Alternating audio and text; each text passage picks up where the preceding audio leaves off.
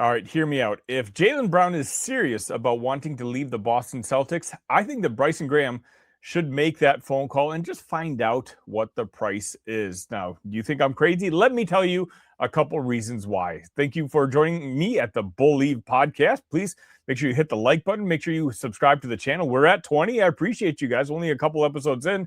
And as long as I continue to get you guys' support, I promise I'll produce as much Bulls content as I possibly can. So again, the whole premise of this episode is going to be a kind of a wild one, because I know if you're a Bulls fan, well, I'm assuming you're a Bulls fan if you're clicking on this episode of the Bull-ieve Podcast. Well, hearing the name Jaylen Brown, you're going to think that there's no reason for a fit with the Chicago Bulls. You're talking about completely different timeline. And in a lot of ways, I think you're right. But I don't think that ultimately that's the reason I'm saying go for this move. One thing you have to keep in mind, right? With Jaylen Brown and with the Chicago Bulls team and where they're at currently, the Chicago Bulls aren't ready to win a NBA Finals yet, right now. And I'm not saying the Chicago Bulls are going to be ready to do this in 2 years or in 3 years.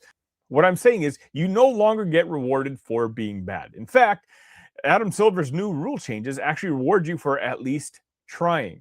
And when I think about now that the roster really doesn't matter as much about tanking, and really in order to win a NBA championship nowadays, I do think a lot of it is going to be built on the culture that your locker room has. That's why all of a sudden I'm more open to thinking that maybe Jaylen Brown could be a fit on the Chicago Bulls. What am I talking about? Okay, well, Modest Buzelis, Caleb Wilson, two guys who are essentially going to be the foundations, the cornerstones of what this Chicago Bulls team is going to be counting on for the years forward. We're counting on those guys to be superstars. Well, what better way to learn how to become a superstar from a guy who is maybe just one tier below? I'm not saying Jaylen Brown's a top 5 player. I'm not even saying Jaylen Brown's a top 10 player, although there is an argument for it. And I certainly do think that he's a top 15 player in the league. But Jaylen Brown's someone that he can answer the question that we're all kind of asking about this Bulls team now. Jaylen Brown, we've seen, can be the best player on an NBA Finals winning team. They just did this a couple seasons ago when the Boston Celtics defeated the Dallas Mavericks in the finals. And Jaylen Brown, the attractiveness about him is that it isn't just in the points he scores, though his statistics, of course, look very nice. He is a top 15 player in the league, but he's certainly also a top, maybe 5 to 6 two-way player in the league. Now imagine Jaylen Brown, a guy who genuinely feels spurned. I think that's obvious. All the news that we've been reading, obviously once his name got leaked in the whole Giannis trade that ultimately did not go down, it seems like Jaylen feels a little underappreciated.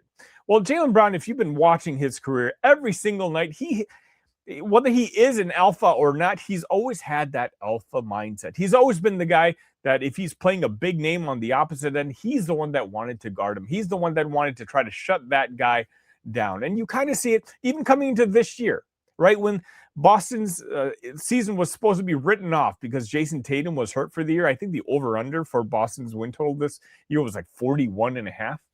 And yet Jaylen Brown had arguably the best season of his career, averaging 28.7 points per game, 6.9 rebounds per game, 5.1 assists per game, and shooting almost 50% from the field. That shows that Jaylen Brown can carry a mediocre team to a successful season just by himself. Again, he doesn't have the name or the brand value that I think a Jason Tatum does. But again, not only have we seen the results on the court that he can carry a basketball team, again, for me, is his mentality.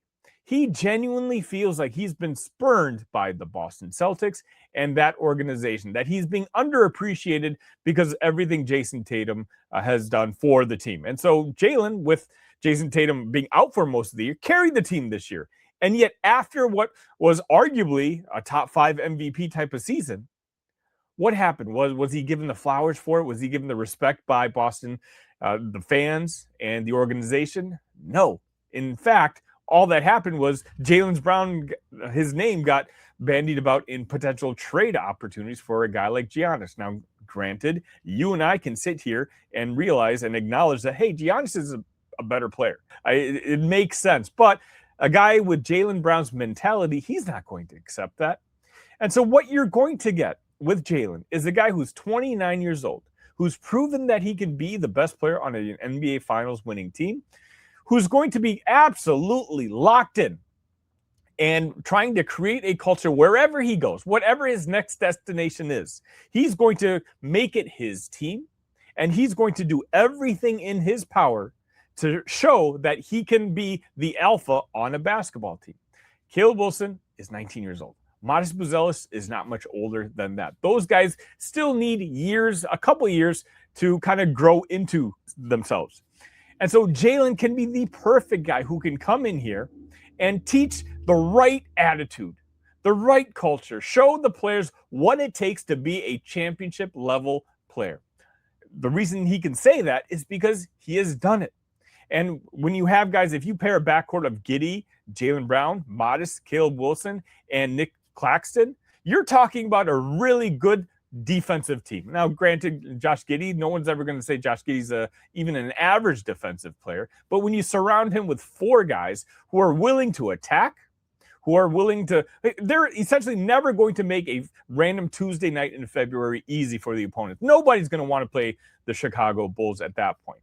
And then you also give Caleb Wilson and, again, Modest Buzelis some time to grow into their roles. Instead of, look, Caleb Wilson, and I'm one of them, okay? I'm not going to lie to you.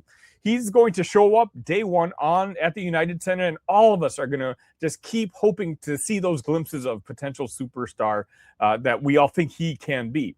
But now, if we have a guy who night in and night out is going to give you 110% effort, who's going to score 28 points a game, who's going to give you 7 rebounds, who's going to play all NBA level defense, well, all of a sudden that puts the pressure, it diminishes the pressure on a guy like Caleb and a guy like Modest. And again, I know what you're saying, but the thing is, look, by the time Caleb Wilson and Modest Buzelis, they're ready to enter their primes, Jaylen Brown is going to be at the end of his. And you are absolutely right. But you know what? What I said earlier in this video, that Modest and Caleb Wilson will be entering their primes in 2-3 years? Well, guess what? That's exactly when Jaylen Brown's contract is going to be ending. He's got 3 more years on his contract. Now, granted, it's a lot of money, right? It's $57 million, it's $61 million, and it's $65 million. And so if we're really being honest here, are the Reinsdorfs going to pay that kind of cash? Probably not. But I'm going to ignore that for the sake of this episode.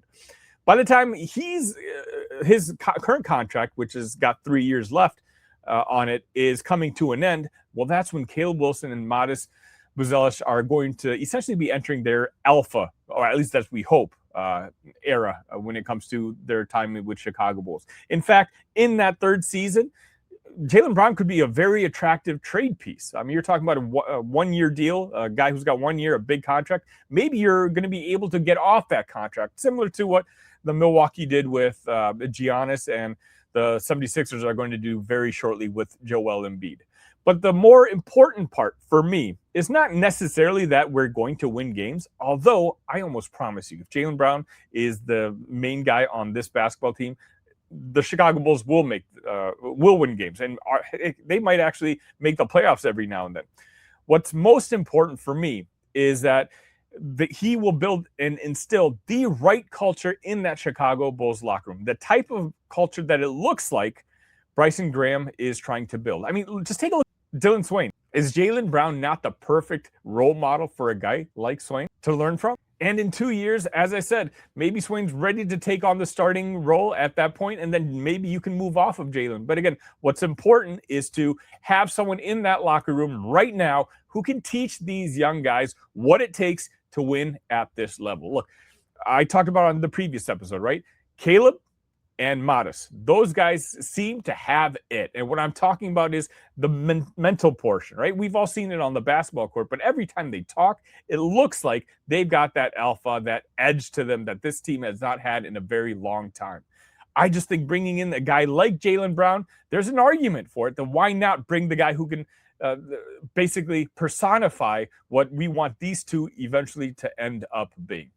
I think it's a potentially good basketball move, but more importantly, I think it's a really, really good locker room move and a culture move. By the time Jaylen Brown is done with his contract, his tenure as a Chicago Bull, well, by then, Caleb Wilson and Modest Buzelis should be ready to take on the reins and lead the team from that point on. You guys let me know your thoughts. Again, I'm not saying they should make the trade. I don't even know if he had the assets to make the trade, if I'm being honest, but I do think it's something worth contemplating, especially you have to remember that you have to get out of the mindset of what's the proper way to rebuild a team that we've been accustomed to. It doesn't work that way anymore. Tanking does not make sense. It's okay to compete. And if it's okay to compete, then what's most important is not necessarily accumulating talent.